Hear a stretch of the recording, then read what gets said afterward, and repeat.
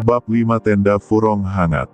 Tuan Zhu dan Nyonya Zhu sangat rela mengeluarkan uang untuk menghidupi putra sulungnya belajar, apalagi setelah putra sulungnya Zhu Souren meraih gelar Tongsheng. Meski gagal ujian masuk perguruan tinggi sebagai sarjana, ia juga sangat gembira. Sejak itu, saya mendukung ujian ilmiah putra sulung saya dengan lebih sepenuh hati. Namun, dalam beberapa tahun terakhir, saya telah menghabiskan uang, dan saya benar-benar tidak punya uang untuk menghidupi sarjana lain. Nyonya Zhu terdiam sesaat sebelum perlahan membuka mulutnya. Tuan, keluarga benar-benar tidak punya cukup uang untuk pendidikan Juner. Bibi Wu ingin memperjuangkannya, tetapi paman menariknya ke bawah meja, memberi isyarat dengan matanya, dan bibi tertua mengangguk dengan enggan. Karena Zhu Ping'an masih muda dan pendek, dia kebetulan melihat gerakan kecil di bawah meja pamannya, dan mengenalnya lebih baik sebagai seorang paman. Dia cukup serius. Ya, paman, cara masuk sekolah swasta di desa tetangga sudah tidak memungkinkan lagi. Apakah di rumah tidak ada paman? Walaupun paman tidak lulus ujian sebagai sarjana, ia juga akrab dengan puisi dan buku. Kalau begitu, bisakah aku belajar dari paman Meng? Zhu Ping mengangkat wajahnya dan mengulurkan cakar kecilnya dan bertanya. Paman dari keluarga Zhu tidak mengatakan apa-apa, dan bibinya berhenti. Dia memberi Zhu Ping'an perintah, dan beberapa pendidikan dan kritik. Babi kecil, pamanmu masih perlu belajar untuk ujian. Dia bisa, jangan menunggu untuk membaca buku selama 2 hari setiap hari. Tidak ada waktu untuk mengajarimu membaca dan menulis. Kamu tidak akan bersalah menunda ujian pamanmu untuk sarjana nomor 1. Singkatnya, bibi tertua tampak jijik. Dia sangat mirip dengan ibu mertua Wang Dahui. Mari kita tunggu sampai paman dan aku lulus ujian sarjana, dan kemudian aku akan mencerahkanmu. Pidato paman Zhu jauh lebih baik daripada bibi, tetapi semuanya memiliki arti yang sama, menolak, yang satu tumpul, dan yang lainnya lebih bijaksana. Tidak ada perbedaan. Meskipun saya masih muda sekarang, saya tidak mengandalkan Anda untuk belajar, saya hanya menemukan alasan untuk mengungkapkan pengetahuan saya secara perlahan. Jika Anda menunggu sampai Anda menjadi sarjana, hari lili akan menjadi dingin. Jika apa yang saya lihat ketika saya memasuki pintu tadi adalah keberuntungan, maka saya kira tidak mungkin paman saya menjadi sarjana dalam waktu singkat.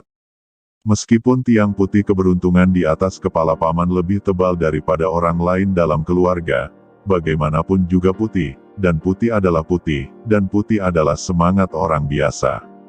Jika sedang naik daun, warna biru adalah suasana resmi. Zhu Ping'an mengeluh diam-diam. Meski makanannya tidak enak, Zhu Ping'an tetap memakan pancake dan bubur di mangkuk dengan semangat hemat, boros dan malu, bahkan menjilat mangkuk beberapa kali. Siapa yang membuat diriku hampir tidak dianggap sebagai kertas gemuk? Nafsu makan Zhu Ping'an yang baik sangat kontras dengan Zhu Pingjun dari rumah paman seberang yang pilih-pilih dan pilih-pilih. Keluarga putra kedua, pergi dan sajikan setengah mangkuk bubur untuk babi kecil. Meskipun lelaki tua itu mengatakan bahwa dia berpihak pada keluarga tertua dan termuda, dia masih sangat melindungi anak-anaknya sendiri. Lapar akan anak-anak. Kapanpun saat ini, Ibu Chen selalu terlihat asin dan bangga.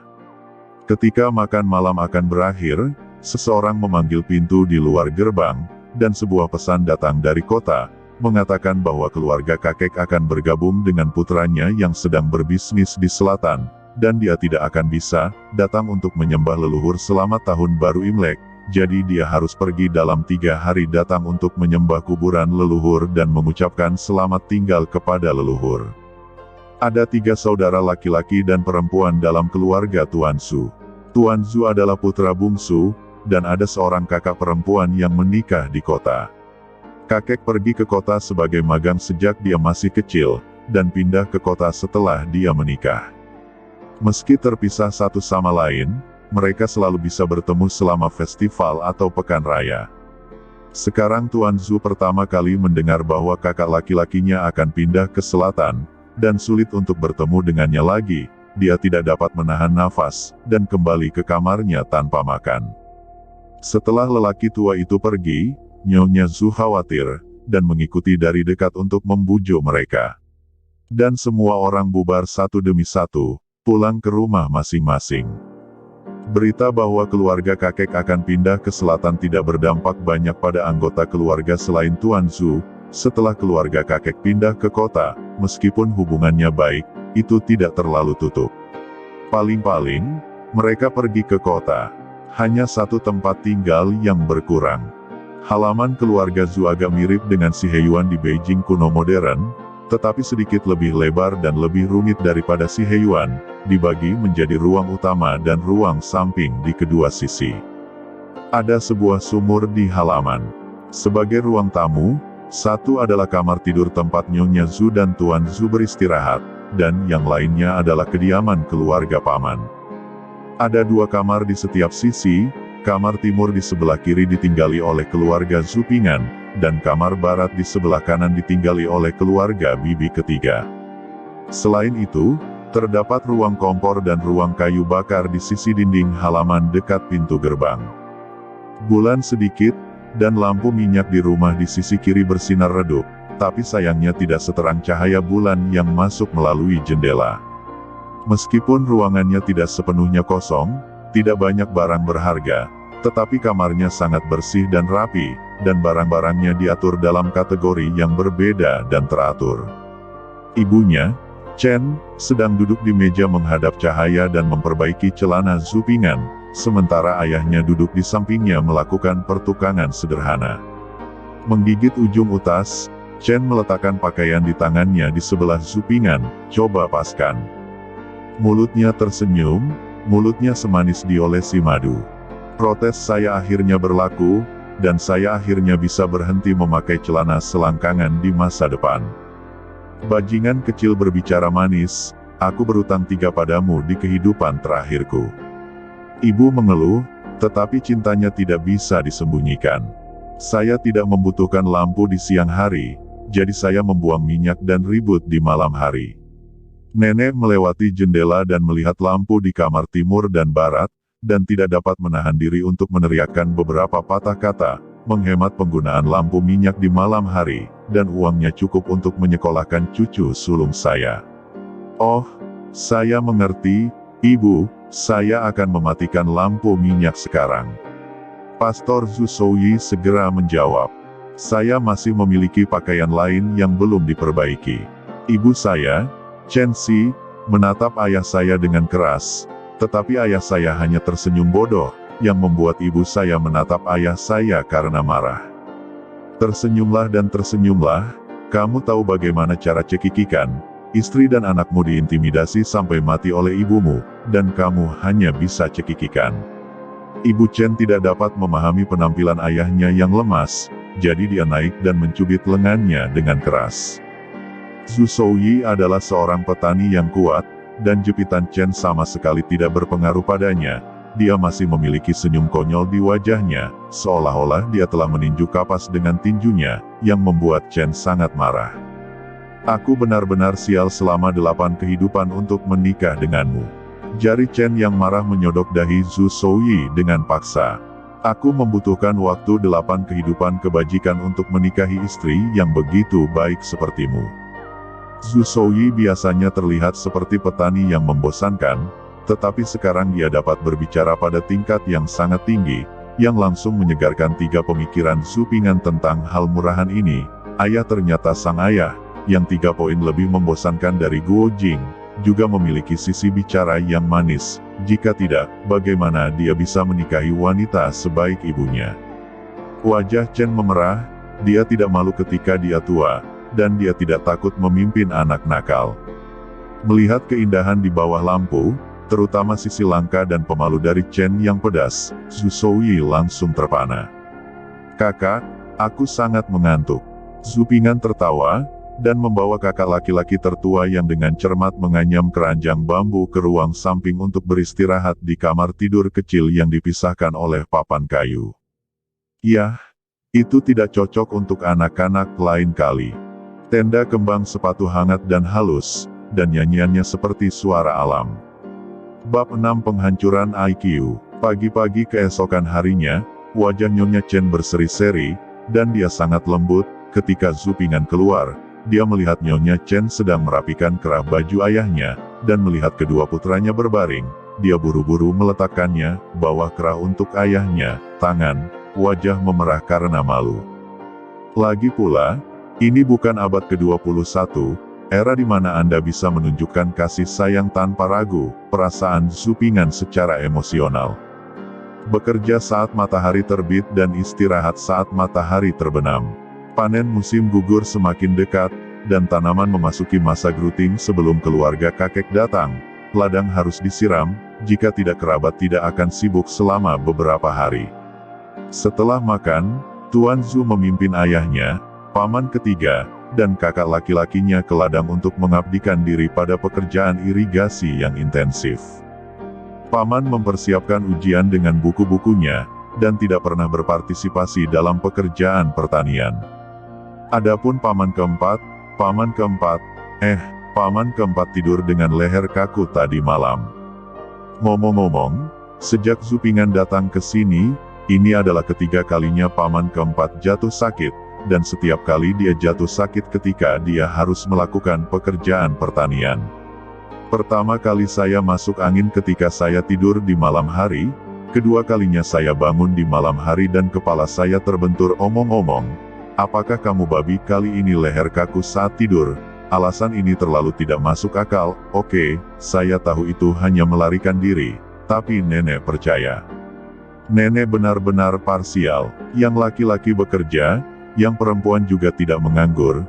Nenek mengajak ibu dan adik iparnya menjahit dompet, membuat sapu tangan, menenun kain, apa saja. Zhu Ping'an memandang Zhu Pingjun dengan bosan menunggang tongkat sebagai kuda, dan Zhu Yuer mengejar ayam dengan gembira. Tidak peduli seberapa banyak dia berkonsentrasi, dia tidak bisa melihat keberuntungan di kepala orang lain. Mungkin karena dia melihat orang lain keberuntunganmu juga butuh syarat, pokoknya jangan khawatir, mari kita jelajahi pelan-pelan. Berpikir untuk menyelinap keluar untuk memikirkan kehidupan, dan mencari cara untuk menghasilkan uang. Hanya saja saya tidak bisa pergi ke gunung, kalau tidak saya pasti akan menemukan hal-hal baik di gunung, bagaimanapun, gunung adalah harta yang tak terbatas. Sebelum Zhu Ping'an menyelinap keluar, ada perintah dari neneknya untuk menjalankan tugas dan memintanya membeli benang senilai 5 sen untuk menjahit. Zhu Ping'an tidak ingin melakukan pekerjaan suruhan semacam ini, terlalu tidak terampil, dan nenek saya terlalu lembut, bahkan jika barang yang saya beli kurang dari setengah sen, nenek saya dapat mengetahuinya secara sekilas. Tidak ada minyak atau air, jika Anda membelinya dengan buruk, Anda akan diberitahu. Zhu Ping'an tidak ingin pergi, Zhu Pingjun juga tidak ingin pergi, Xiao Yuer terlalu muda untuk pergi. Jadi, Zhu Pingjun berkata kepada Zhu Pingjun dengan sungguh-sungguh, pergilah, apakah kamu tidak punya kuda, kamu bisa berlari kencang di atas kuda. Setelah mendengar ini, Zhu Pingjun mengambil uang itu dengan senang hati dan menamparkan pantatnya, mengemudi. IQ menghancurkan. Zhu Ping'an diam-diam menatap Zhu Pingjun yang menghilang di depan pintu, merasakan kesepian dalam hidup, dan hal yang paling sepi adalah dia tidak bisa menunjukkannya.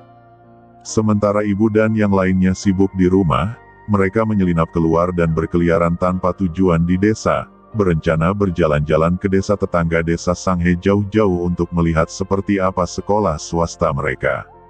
Sebelum dia menunggu beberapa langkah, dia melihat bahwa Erniu, yang dulu bermain denganku beberapa hari yang lalu, dipukuli oleh ibunya di tanah, dan dia memberi pelajaran sambil memukuli, katakan, apakah kamu berani mencuri makanan kakakku di masa depan? Apakah kamu masih berani mencuri makanan kakakku? Pukul, tanya lagi, pukul, tanya lagi.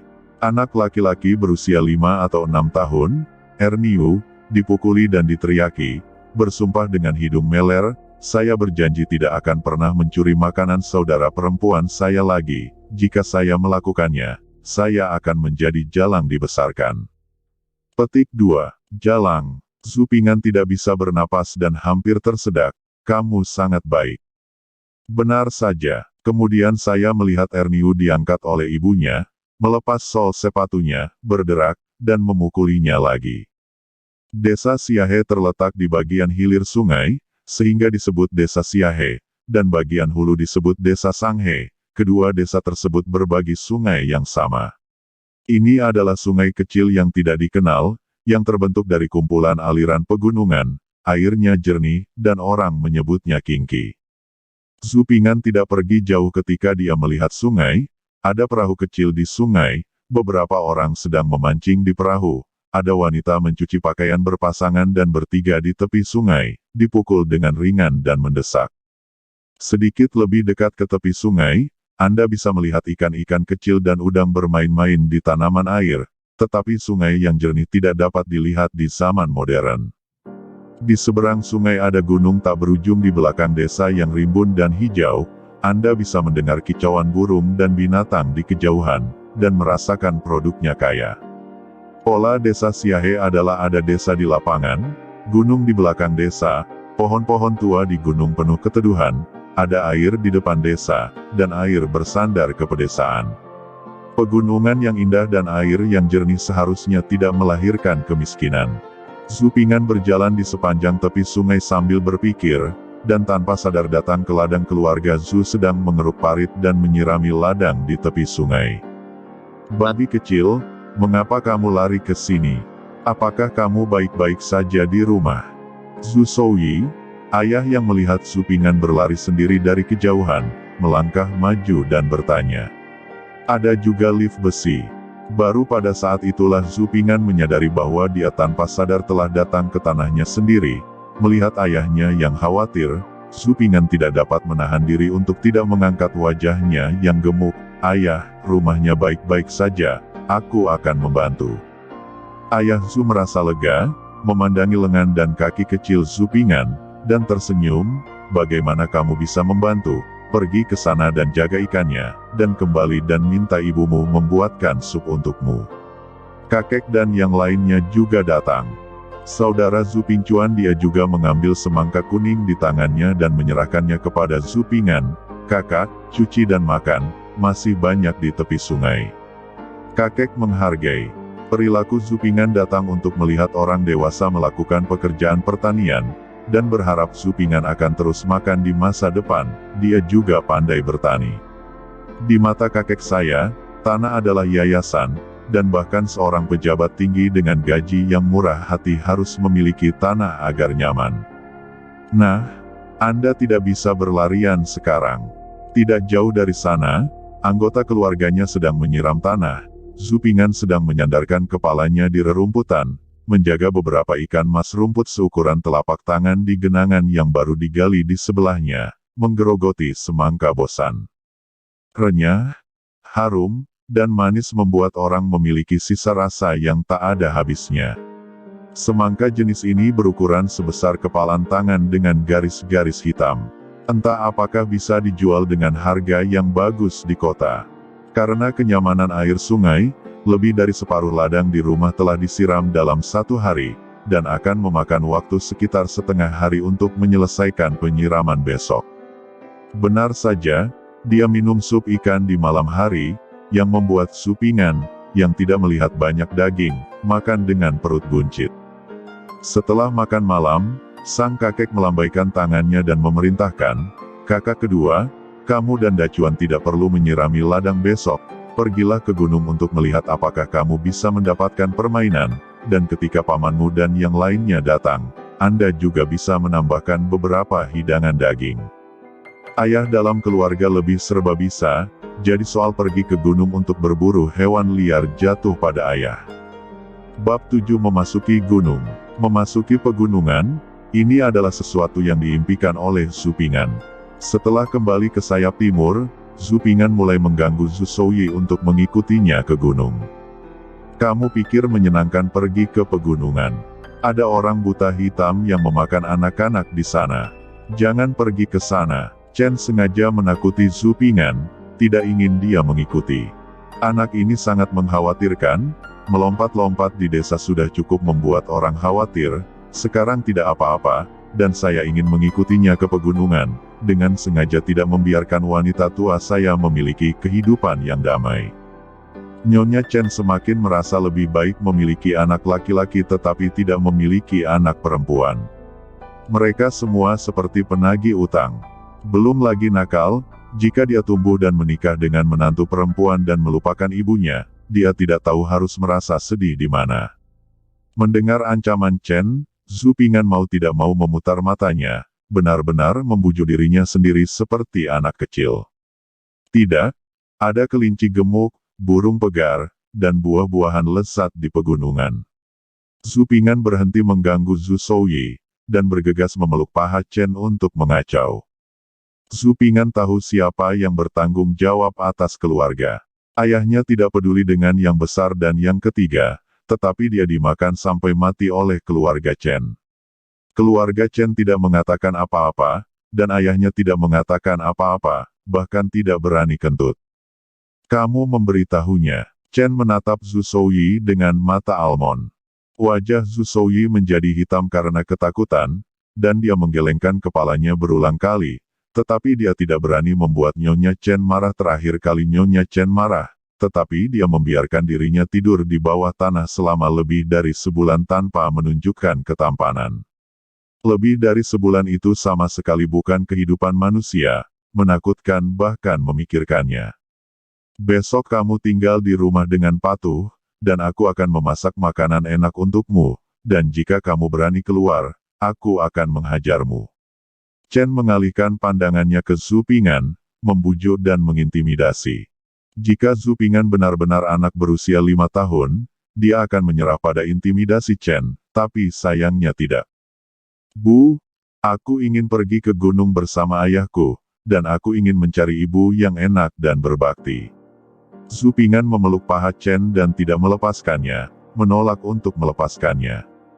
Kentut, berhenti membujukku dengan trik ini.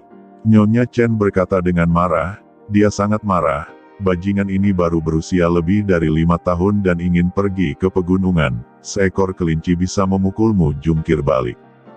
Aku ingin pergi ke gunung bersama ayahku.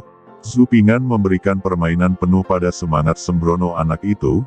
Tidak peduli bagaimana Chen Xi membujuk atau menakuti, Zhu Ping'an menggunakan kalimat ini untuk menghadapinya, pergi ke gunung, pergi ke gunung. Chen marah, menyalahkan Zhu Ping'an pangkuannya, klep, tamparan. Au, saya ingin pergi ke gunung. Zhu Ping'an dipukuli oleh Nyonya Chen, tetapi dia tetap bersikeras untuk pergi ke gunung. Nyonya Chen memandang putra bungsunya, dia sangat marah sampai giginya sakit, dan dia tidak memukulmu terlalu keras, tetapi dia berteriak seperti tukang daging, bajingan kecil. Apakah menurutmu menyenangkan pergi ke pegunungan? Saya tidak tahu apa yang terjadi di pegunungan. Ibunya, kenapa kamu tidak membiarkan babi kecil itu mengikutiku? Lagi pula, aku di luar gunung. Jika aku tidak masuk, tidak ada bahaya, bisik Zhu Souyi. Chen menatapnya, dan Zhu Souyi segera menundukkan kepalanya dan tetap diam. Namun, pada akhirnya, Nyonya Chen mengangguk dan menyetujui Zhu Ping'an untuk mengikuti ke gunung di bawah pengejaran Zhu Ping, tetapi dia tidak bisa tidak mengatakan banyak hal, jangan lari, ikuti ayahmu dengan patuh, jangan makan sembarangan. Ayahmu berkata ya kamu hanya boleh makan apa yang kamu makan, jangan mencoba menangkap kelinci. Desa Xiahe berada di kaki Gunung Woniu. Gunung Woniu ini bukan Gunung Woniu modern di persimpangan dari Beijing dan Hebei, tetapi kira-kira terletak di Anhui dan Hubei. Dinasti Ming terletak di Huguang Buzhengxi, provinsi. Gunung Woniu berbentuk seperti sapi yang sedang berbaring, sehingga dinamakan Gunung Woniu, terletak di depan hutan lebat Gunung Changshan, seperti lembu raksasa tua. Alirannya menyatu menjadi aliran jernih di bagian bawah rahang, menghadap pegunungan di sisi yang berlawanan. Legenda mengatakan bahwa selama periode musim semi dan musim gugur dan periode negara-negara berperang, Taisang Laojun, yaitu Lao Su, mengendarai seekor lembu hijau dan menyeret kereta kayu keluar dari Hangu Pass untuk mengajar dan mengajar sebelum menjadi peri. Lembu secara bertahap tumbuh secara spiritual. Ketika Lao Su mencapai Taoisme dan menjadi abadi, dia tidak naik ke surga sendirian seperti Liu An, Raja Huainan pada masa Kaisar Wu dari dinasti Han. Berbaring di tanah dengan air mata berlinang, tubuhnya berubah menjadi gunung, air matanya berubah menjadi aliran gunung dan bergabung menjadi aliran yang jernih. Inilah legenda Gunung Wonyu yang diwariskan secara lisan oleh orang-orang tua di desa Siahe. 3 sosok, satu besar, satu kecil, dan satu kecil, datang dari daerah pegunungan rendah di luar Gunung Wonyu. Matahari menyinari mereka bertiga melalui lapisan dedaunan yang tebal, meninggalkan bayang-bayang minion dan pepohonan, kerikil, rerumputan dan daun-daun berguguran di tanah. Langkah kaki mendarat di atasnya, gemerisik. Ketiga orang ini adalah Zhu Ping'an, ayahnya Zhu Souyi, dan kakak laki-lakinya Zhu Pingquan. Baik Zhu Souyi maupun Zhu Pingquan membawa keranjang besar di punggung mereka. Selain itu, Zhu Souyi juga membawa parang di pinggangnya. Pada dinasti Ming, kontrol atas senjata dingin lebih longgar, busur, panah, pisau, dan busur silang semuanya diizinkan untuk dimiliki oleh rakyat, tetapi baju besi dan senjata api dikontrol dengan ketat.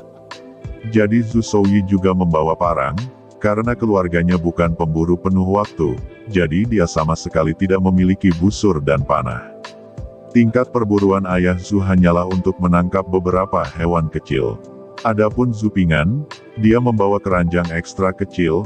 Awalnya Zhu Souyi tidak mengizinkannya membawanya, tetapi dia bersikeras, jadi Zhu Souyi mengikutinya dan membuatkannya keranjang ekstra kecil dalam semalam, dan meminta Ni Chen untuk memberitahumu, manjakan saja dia.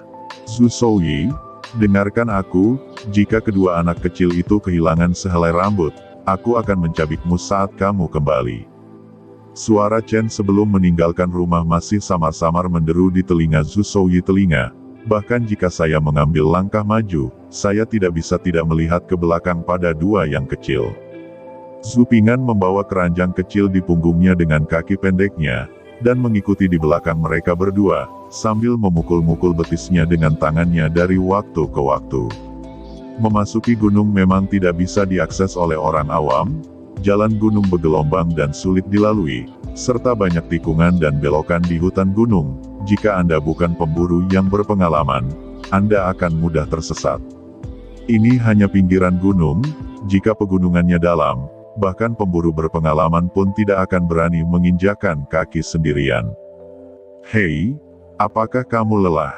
Aku akan menggendongmu di punggungku. Zhu Souyi merasa tidak mudah bagi putra bungsunya yang berkaki pendek untuk berjalan ke sini sendirian, dan mau tidak mau berkata ketika dia berbalik dan melihat Zhu Ping'an memukuli kakinya lagi. Zhu Ping'an segera menggelengkan kepalanya, bercanda, jika dia mengizinkan saya membawanya sekarang, setelah pulang ke rumah, ibu saya pasti tidak akan membiarkan saya mengikuti saya ke gunung lagi. Gunung? Dan aku masih ingin pergi mandi dan tidur.